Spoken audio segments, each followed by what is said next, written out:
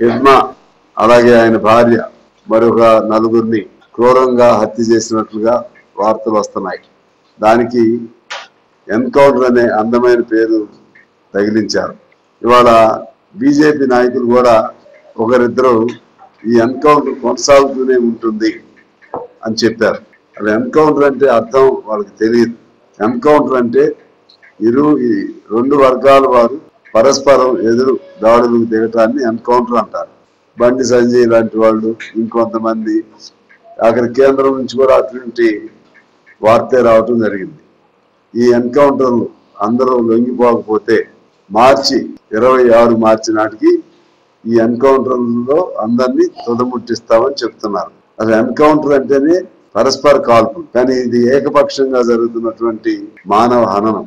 అనేక మందిని సంవత్సరం కాలంలో వందలాది మందిని వీళ్ళు కేంద్ర ప్రభుత్వం పొట్టను పెట్టుకోవడం జరిగింది. ఈ ఎన్కౌంటర్ ఇవి బోటకు ఎన్కౌంటర్లుగా, ఫేక్ ఎన్కౌంటర్లుగా మేము భావిస్తా ఉన్నాం.